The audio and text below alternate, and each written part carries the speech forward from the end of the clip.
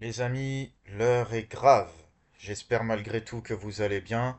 Et oui, j'espère malgré cette grosse défaite, cette défaite humiliante, cette défaite face aux Espagnols qui nous ramène à notre réalité, c'est-à-dire que notre équipe, l'équipe de France, est à l'image du pays, c'est-à-dire surcotée. En réalité, c'est un géant au pied d'argile, la France, et l'équipe de France, c'est la même chose. C'est de bons joueurs. Alors, c'est pas les meilleurs joueurs au monde non plus, comme on nous l'a vendu. C'est une équipe ainsi que des joueurs très surcotés, je trouve. Mais quand même, ça reste sur le papier en tout cas une très bonne équipe.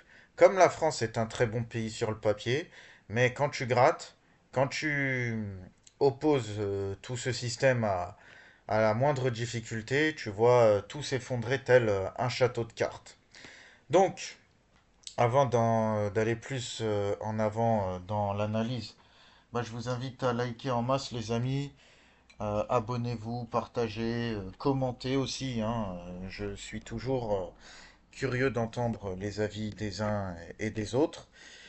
Et puis voilà, donc oui, comme je le disais, donc là pour l'instant, en début de podcast, je vais axer sur le côté sportif, footballistique, et après je vais faire le parallèle avec le pays. Donc ouais, l'équipe, pour le fan de foot que je suis, après moi je regarde pas 10 000 matchs par an non plus. Il y a eu une époque où c'était presque ça, là je regarde moins. Surtout depuis le dernier Euro là en 2024 qui était déjà une compétition éclatée. Le niveau en sélection nationale surtout a vraiment baissé depuis quelques années. Du coup, je regarde quand même moins. Ça m'avait un peu dégoûté du football.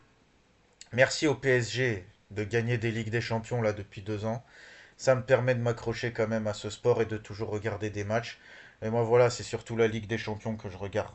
Même la Ligue 1, je regarde même plus parce que voilà, je sais que nous, Paris, on gagne quoi. Donc voilà. Mais ouais, je suis quand même fan de foot. J'en ai vu des matchs. J'en ai vu. Et en fait, ce qui me sautait aux yeux au début de cette Coupe du Monde, c'est que certes, l'équipe de France gagnait, mais moi, contrairement aux autres, je disais attention, quand il y aura de l'adversité, peut-être que, voilà, on peut perdre.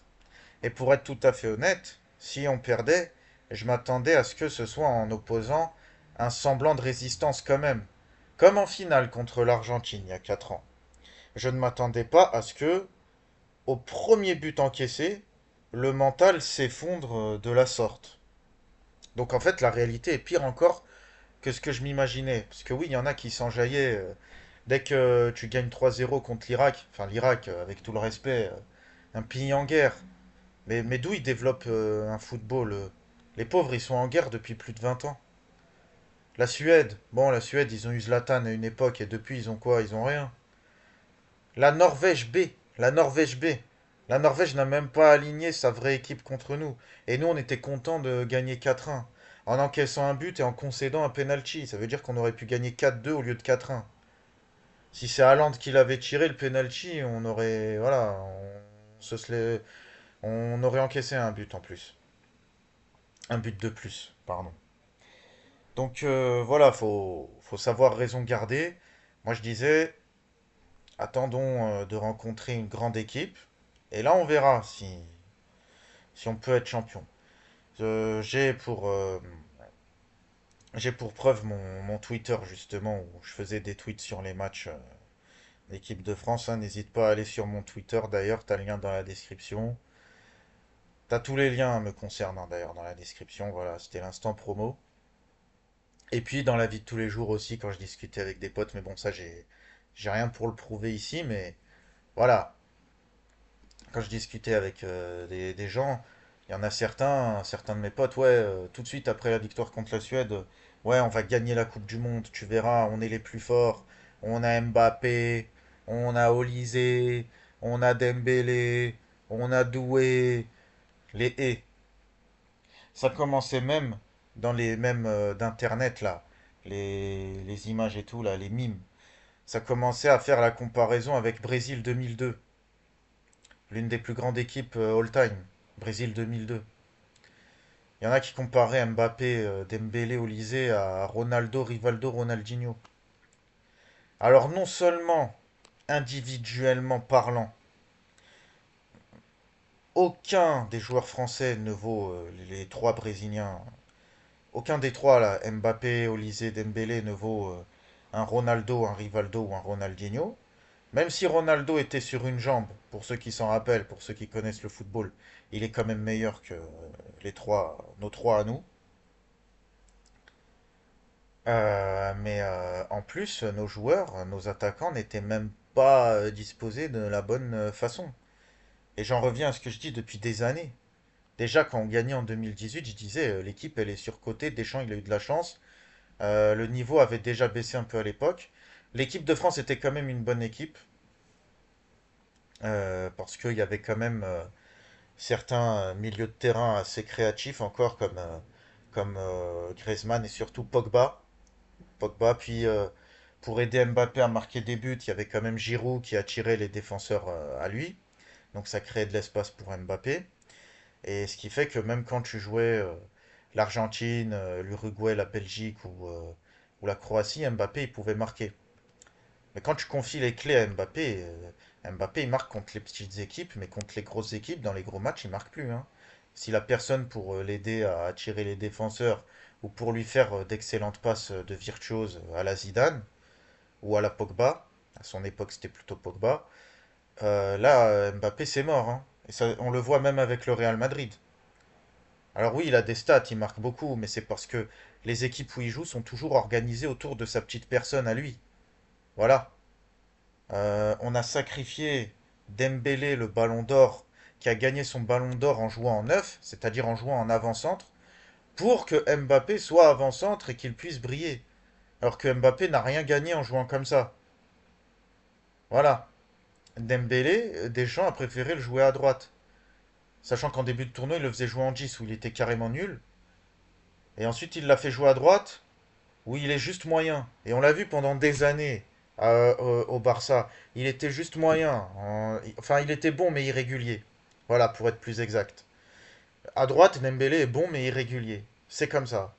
Par contre, tu le fais jouer en avant-centre, c'est un killer. Ballon d'or de Ligue des Champions. Et le fait de mettre Dembélé à droite, bah ça te pousse à jouer Olysée, non pas à droite où il est super fort, mais en 10 où il est moyen. En fait, pour faire briller Mbappé, on a tout déréglé. Alors qu'on avait potentiellement une très bonne attaque, qui même à 100% ne vaudra jamais celle du Brésil 2002, faut pas déconner. Mais on avait une attaque surpuissante, peut-être la meilleure du tournoi, oui, à condition de les mettre dans les bonnes dispositions. Mais on ne l'a pas fait. On ne l'a pas fait pour des raisons politiques et pour des raisons que Deschamps, finalement, c'est un entraîneur surcoté qui n'a pas le sens de la tactique.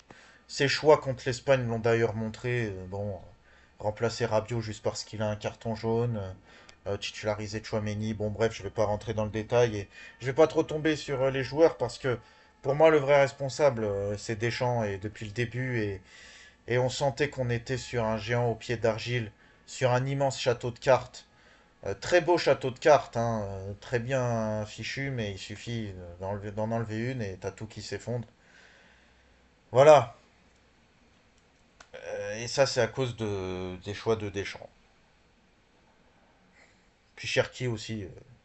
Cherki qui rentre que 10 minutes à chaque match.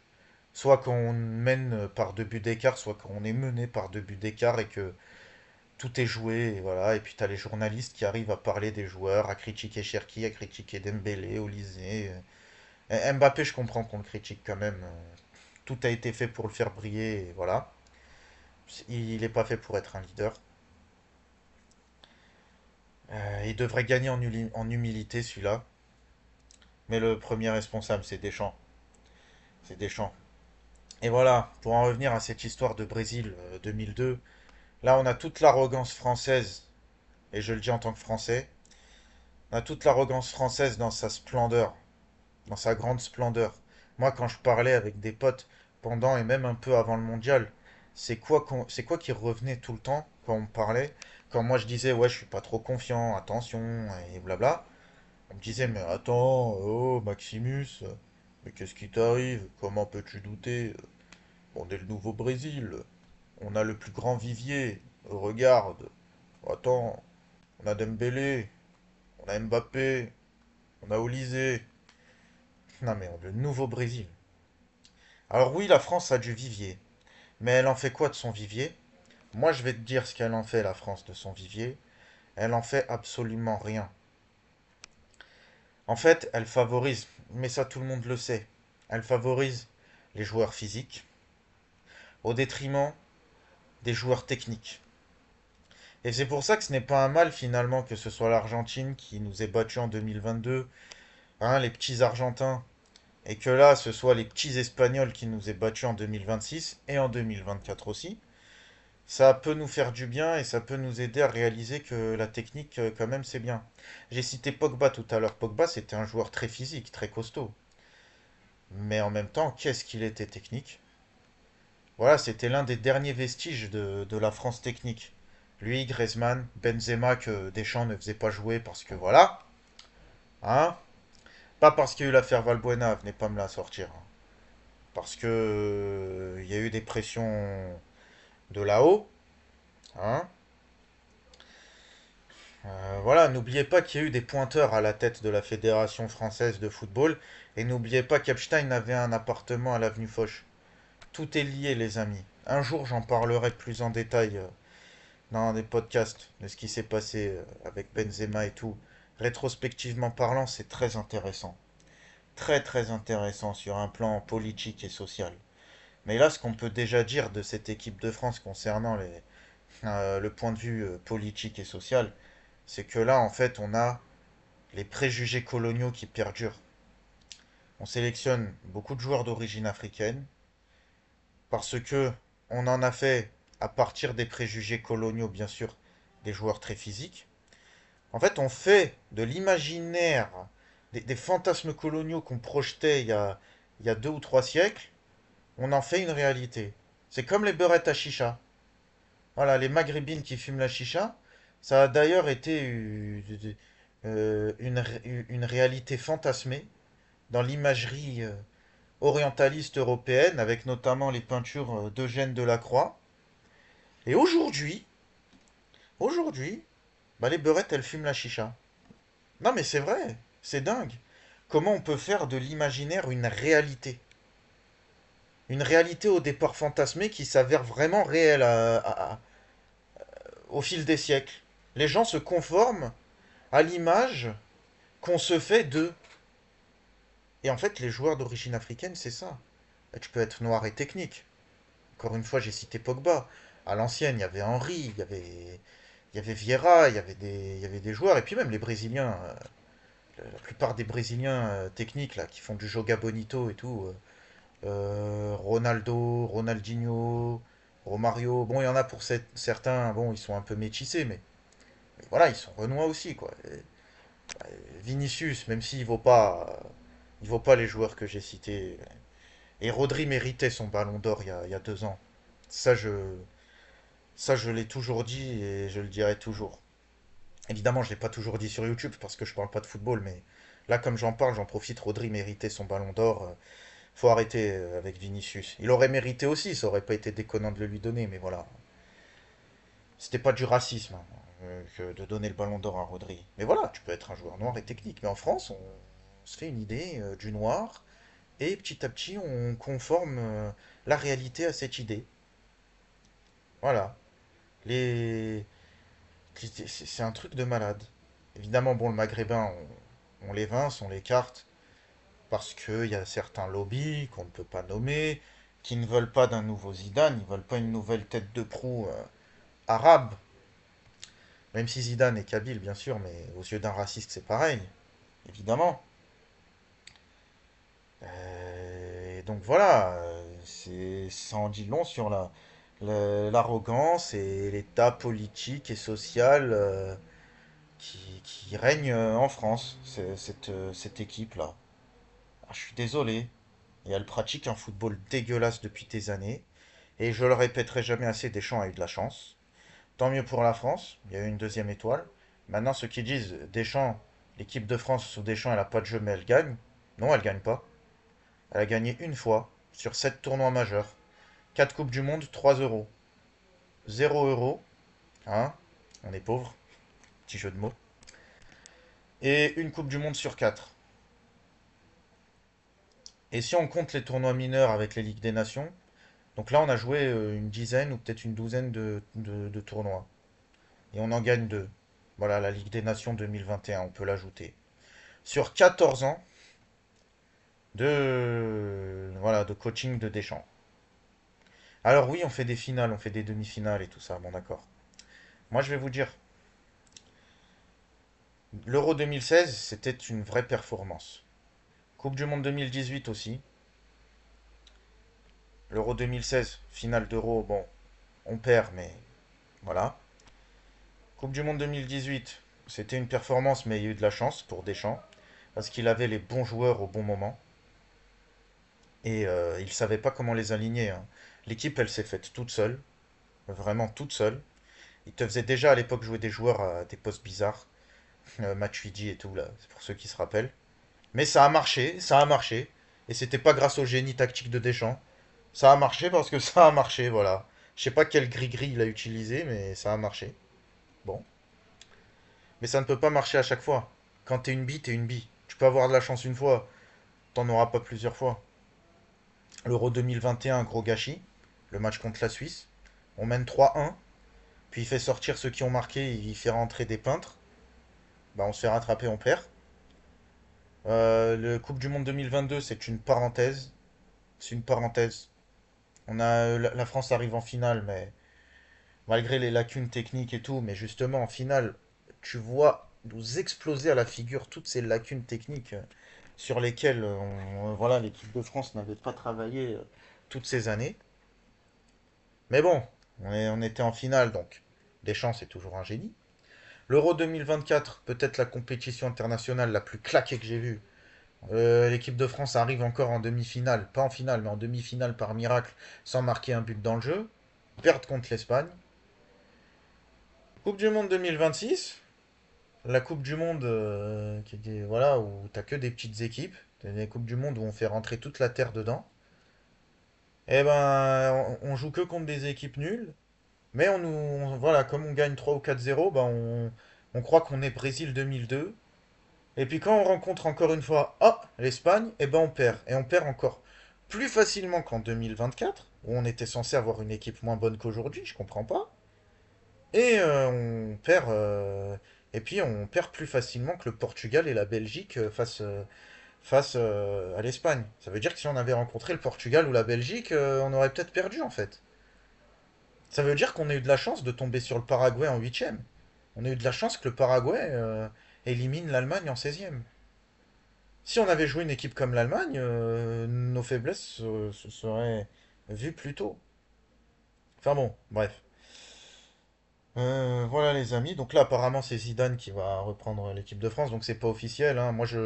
Moi, tant que j'ai rien vu d'officiel, j'y crois pas trop. Mais apparemment, il y en a de plus en plus qui disent que voilà, ce serait déjà acté. Bon, on verra. Moi, j'ai envie de dire, qu'est-ce que Zidane va changer à 30 ans de développement de football physique les joueurs techniques, soit on leur dit tu peux pas être pro, casse-toi, soit on les envoie en national ou en CFA, soit ils sont obligés d'aller dans d'autres pays comme Griezmann qui s'est barré en Espagne pour être reconnu à leur juste valeur. Et voilà, je crois que Zidane il va avoir le temps de faire le tour de toutes les banlieues, de toutes les cités françaises pour repérer les futurs petits Zizou ou les petits Maradona là-bas là, les petits Messi, les petits Benzema et tout. Mais il aura pas le temps. Il n'aura pas le temps. Le football français a déjà été bien massacré, à l'image du pays en fait. C'est à l'image du pays. Voilà. Après, on sait jamais. Mais jamais à l'abri d'un miracle. Moi, je pense que Zizou, déjà, il gérera mieux les égos. Genre Zizou, si il voit que Mbappé vaut mieux le faire jouer à gauche peut-être, hein, Mobutu là, et peut-être utiliser d'autres joueurs en pointe, je pense pas que les joueurs feront les stars face à Zizou. Voilà. Donc sur le plan des égos, je pense qu'il peut faire du bien, mais est-ce qu'il peut faire une refonte totale de ce football? Ah écoute, non, moi je pense que Zizou, on lui refile la patate chaude Et Zizou, il a la taxe bougnoule. Donc, on sera on sera moins complaisant avec lui qu'avec Dédé. Parce que Dédé, même quand il perd, on dit qu'il gagne. Oh, la France, elle a pas de jeu, mais on gagne. Bah oui, on gagne, ouais, bah, on a bien gagné là. On a bien gagné. Enfin bref, les amis. Voilà. C'était un petit mot sur l'équipe de France et ce que ça en dit sur le pays. Je vais faire la même sur l'équipe d'Algérie parce qu'il y a beaucoup de choses à dire aussi. Ah, préparez-vous là les Algériens parce que il y a des choses qui m'ont vraiment énervé. On s'est tapé la honte aussi. Et puis j'aimerais dire quand même que critiquer son pays, ça veut pas dire ne pas aimer son pays. Hein. C'est au contraire. C'est quand tu veux le bien de ton pays, tu le critiques pour qu'il avance. T'as pas à dire ouais mais non, faut faire ça entre nous et blablabla. Parce que les Algériens, je les vois arriver. Je vous vois arriver les gars, non. On n'a pas à être complexé. Bref, mettez des pouces, abonnez-vous, partagez, commentez, que vous soyez d'accord ou pas. Moi je suis pour le débat. Allez, ciao.